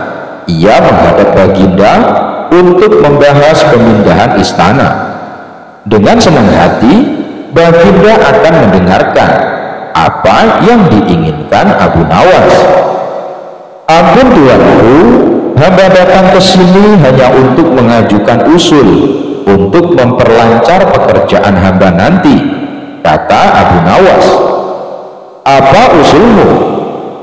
Hamba akan memindahkan istana paduka yang mulia tepat pada hari raya Idul Kurban, yang kebetulan hanya kurang 20 hari lagi. Kalau hanya itu usulmu, baiklah, kata baginda raja. Satu lagi baginda, Abu Nawas menambahkan. Apalagi? Tanya baginda raja.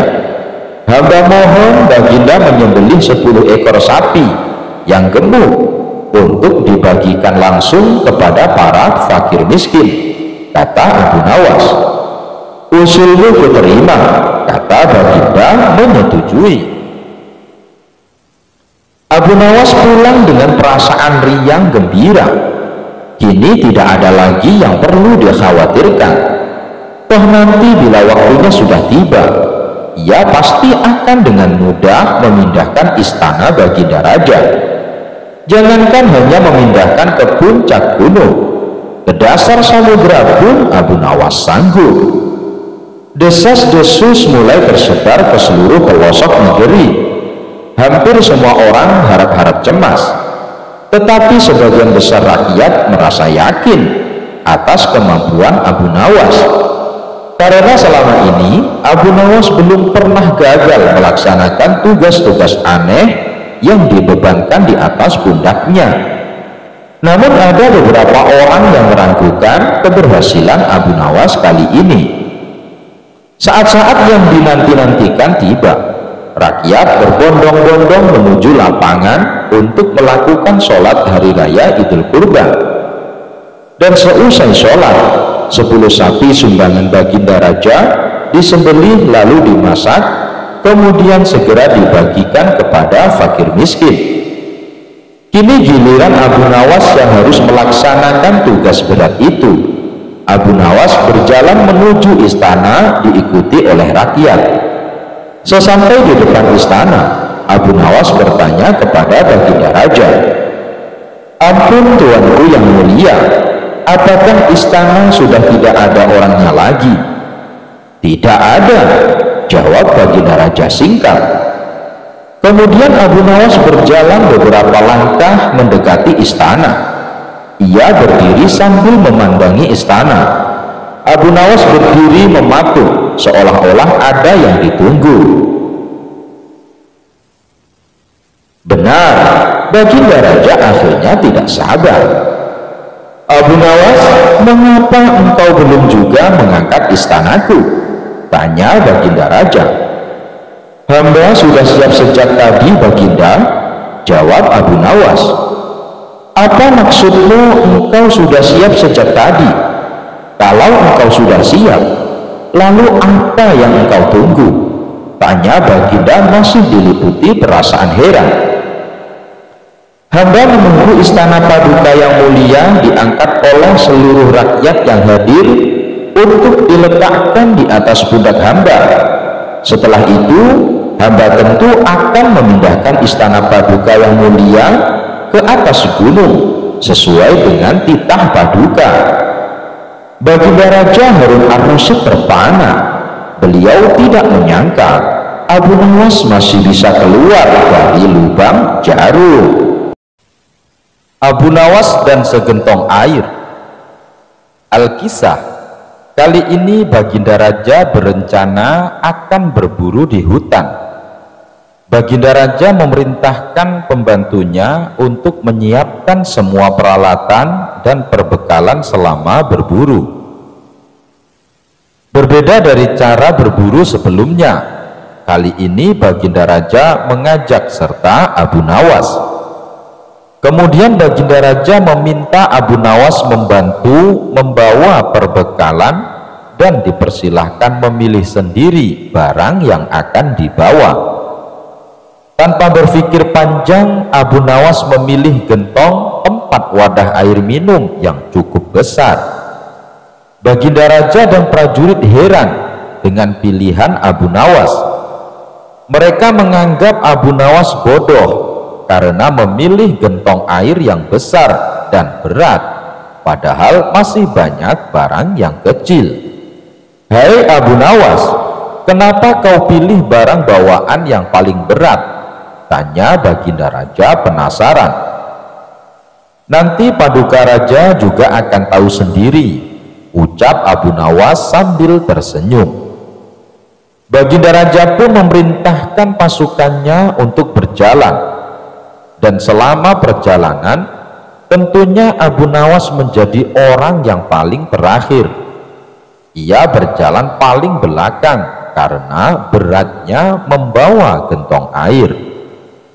Karena perjalanan yang cukup jauh, rombongan memilih berhenti untuk istirahat sejenak. Di saat itulah mereka membutuhkan air untuk menghilangkan rasa dahaga, dan tentunya Abu Nawas menjadi orang paling dicari karena Abu Nawas yang membawa perbekalan air minum. Setelah perjalanan dilanjutkan, gentong air yang dibawa Abu Nawas mulai berkurang isinya dan menjadi lebih ringan. Abu Nawas pun tidak lagi berjalan di belakang, kini ia berjalan di tengah-tengah rombongan. Setelah istirahat yang kedua, ketiga, dan seterusnya, gentong air yang dibawa Abu Nawas pun semakin berkurang, sampai kemudian gentongnya kosong sama sekali. Karena gentongnya sudah kosong, tentu saja Abu Nawas meninggalkannya, sehingga Abu Nawas pun bisa berjalan di samping Baginda Raja di barisan depan. Melihat hal itu, Baginda Raja tersenyum. Kini Baginda telah mendapatkan jawaban atas pertanyaan yang diajukan sebelum berangkat. "Kamu memang cerdik, Abu Nawas," ujar Baginda Raja dalam hatinya. Raja menjadi pengemis. Abu Nawas kaget ketika tiba-tiba disuruh menuju ke istana.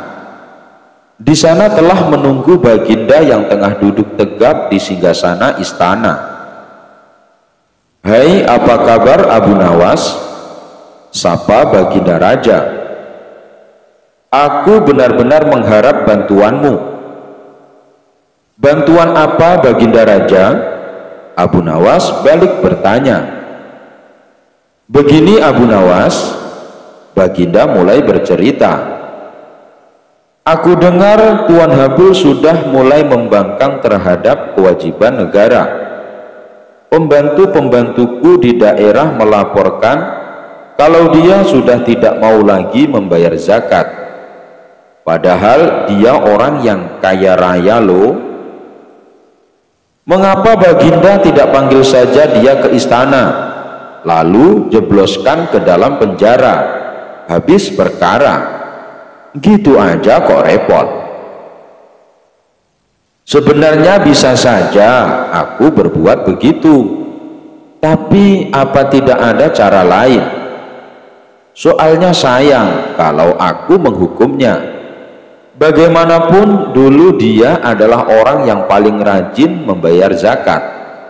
Tapi entah mengapa, semakin dia kaya, semakin malas pula dia membayar zakat.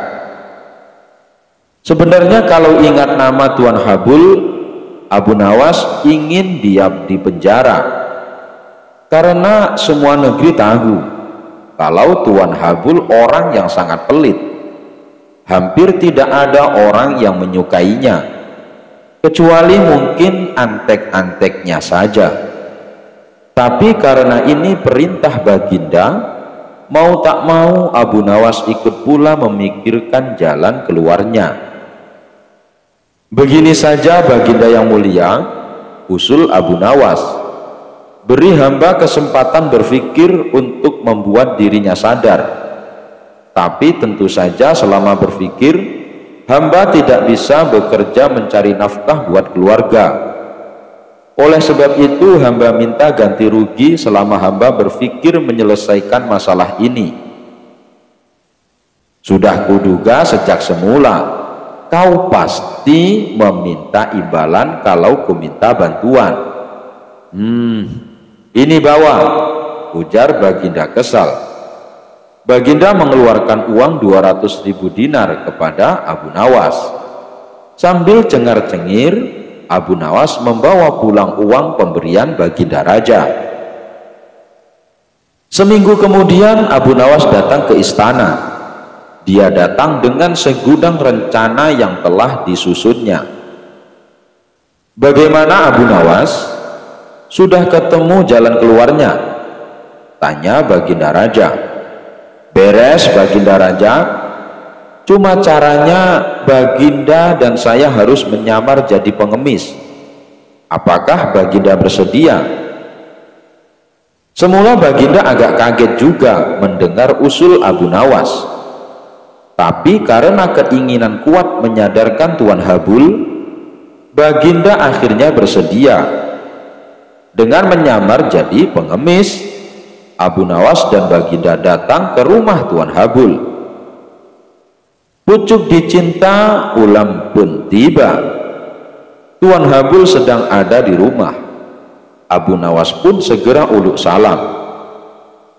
Selamat pagi Tuan, kami ini pengemis. Apakah Tuan ada sedikit uang receh? Tidak ada, jawab Tuan Habul dengan angkuh. Kalau begitu, apakah Tuan punya pecahan roti kering sekedar untuk mengajar perut kami yang sedang lapar?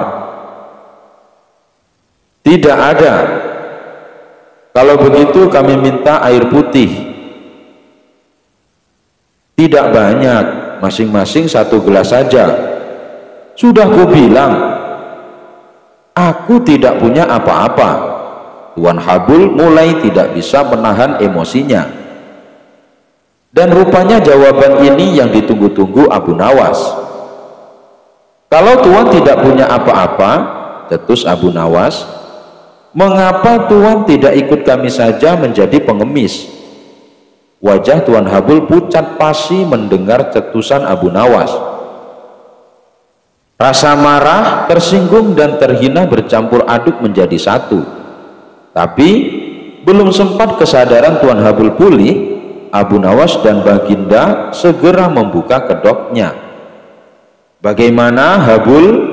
Kali ini giliran baginda yang berbicara. Mau pilih jadi orang kaya atau menjadi orang yang tidak punya apa-apa?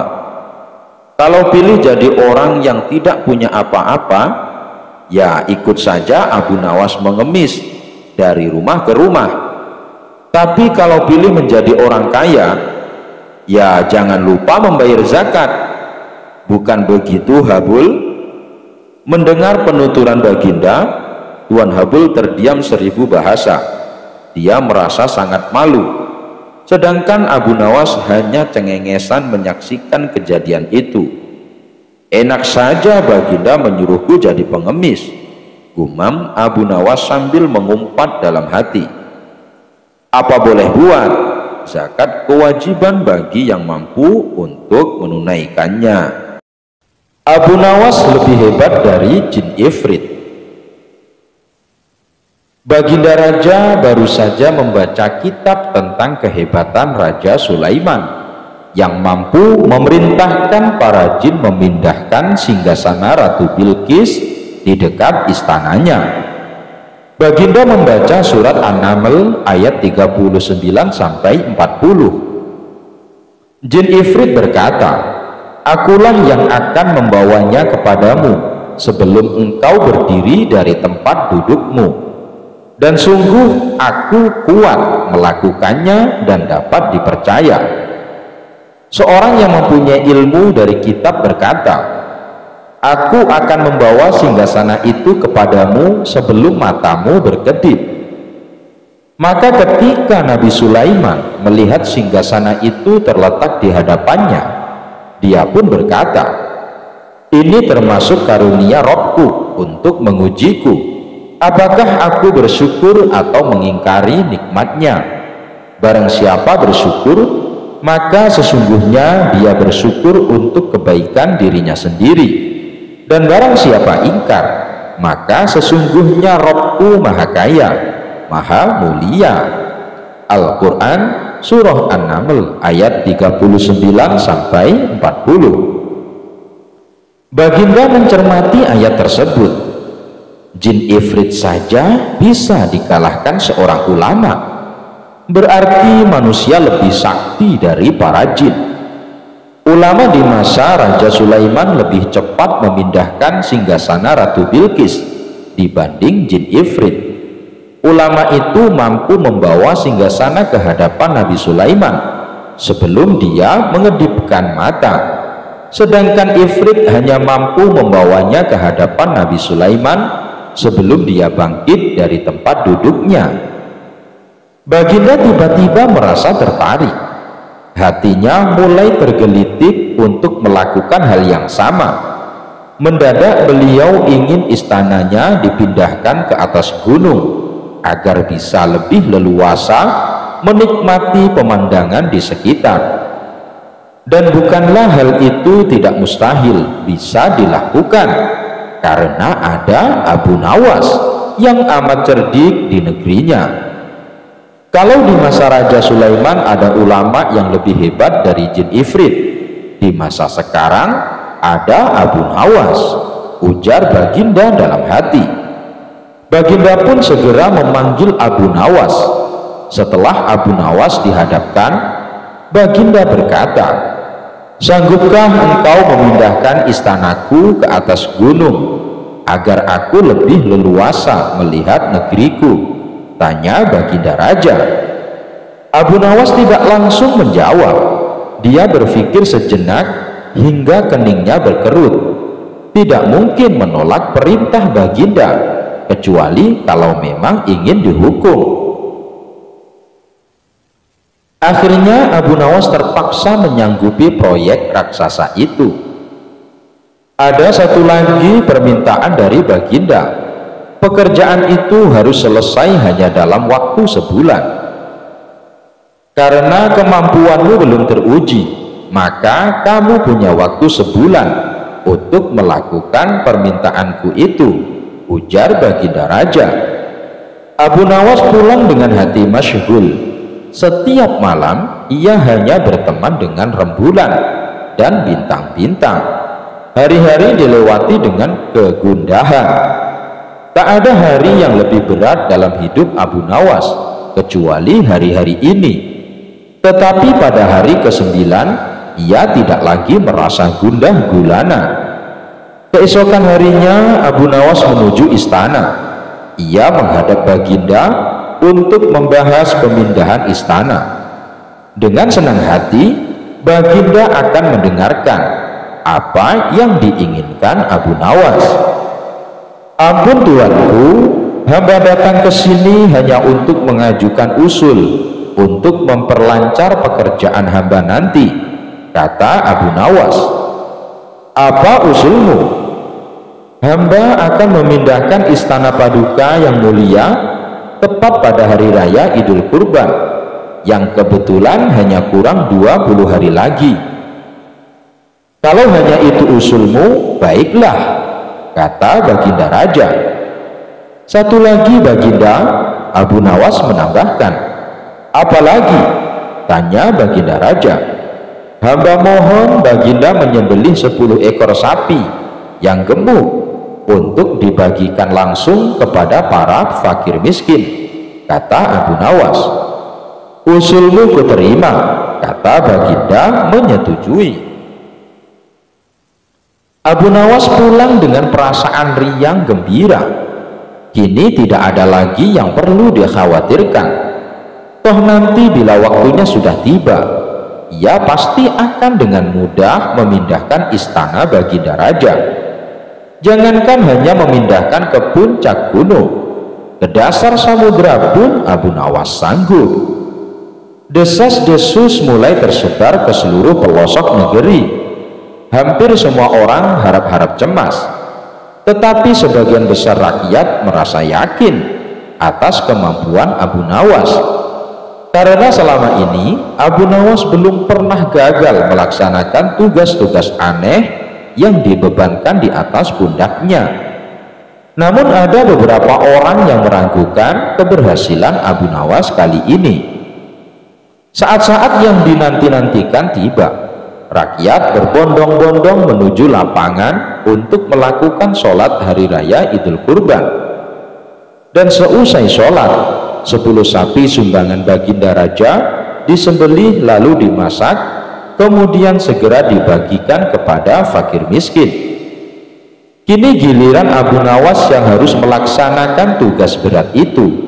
Abu Nawas berjalan menuju istana diikuti oleh rakyat.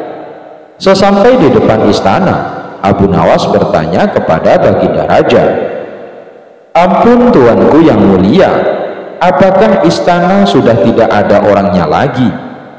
"Tidak ada," jawab Baginda Raja singkat.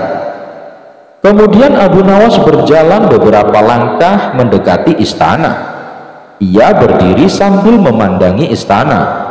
Abu Nawas berdiri mematung seolah-olah ada yang ditunggu. Benar, Baginda Raja akhirnya tidak sabar.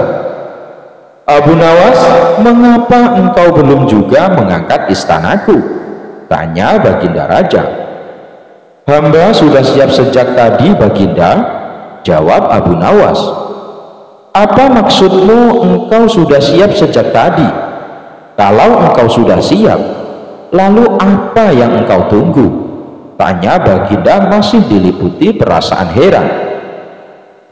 "Hamba menunggu istana Paduka yang mulia diangkat oleh seluruh rakyat yang hadir untuk diletakkan di atas pundak hamba. Setelah itu, hamba tentu akan memindahkan istana Paduka yang mulia ke atas gunung sesuai dengan titah Paduka." Baginda Raja Harun ar-Rasyid terpana. Beliau tidak menyangka Abu Nawas masih bisa keluar dari lubang jarum. Abu Nawas dan segentong air. Al-Kisah. Kali ini Baginda Raja berencana akan berburu di hutan. Baginda Raja memerintahkan pembantunya untuk menyiapkan semua peralatan dan perbekalan selama berburu. Berbeda dari cara berburu sebelumnya, kali ini Baginda Raja mengajak serta Abu Nawas. Kemudian Baginda Raja meminta Abu Nawas membantu membawa perbekalan dan dipersilahkan memilih sendiri barang yang akan dibawa. Tanpa berpikir panjang, Abu Nawas memilih gentong tempat wadah air minum yang cukup besar. Baginda Raja dan prajurit heran dengan pilihan Abu Nawas. Mereka menganggap Abu Nawas bodoh karena memilih gentong air yang besar dan berat, padahal masih banyak barang yang kecil. "Hai Abu Nawas, kenapa kau pilih barang bawaan yang paling berat?" tanya Baginda Raja penasaran. "Nanti Paduka Raja juga akan tahu sendiri," ucap Abu Nawas sambil tersenyum. Baginda Raja pun memerintahkan pasukannya untuk berjalan, dan selama perjalanan tentunya Abu Nawas menjadi orang yang paling terakhir. Ia berjalan paling belakang karena beratnya membawa gentong air. Karena perjalanan yang cukup jauh, rombongan memilih berhenti untuk istirahat sejenak. Di saat itulah mereka membutuhkan air untuk menghilangkan rasa dahaga dan tentunya Abu Nawas menjadi orang paling dicari karena Abu Nawas yang membawa perbekalan air minum. Setelah perjalanan dilanjutkan, gentong air yang dibawa Abu Nawas mulai berkurang isinya dan menjadi lebih ringan. Abu Nawas pun tidak lagi berjalan di belakang, kini ia berjalan di tengah-tengah rombongan. Setelah istirahat yang kedua, ketiga, dan seterusnya, gentong air yang dibawa Abu Nawas pun semakin berkurang, sampai kemudian gentongnya kosong sama sekali. Karena gentongnya sudah kosong, tentu saja Abu Nawas meninggalkannya, sehingga Abu Nawas pun bisa berjalan di samping Baginda Raja di barisan depan. Melihat hal itu, Baginda Raja tersenyum. Kini Baginda telah mendapatkan jawaban atas pertanyaan yang diajukan sebelum berangkat. "Kamu memang cerdik, Abu Nawas," ujar Baginda Raja dalam hatinya.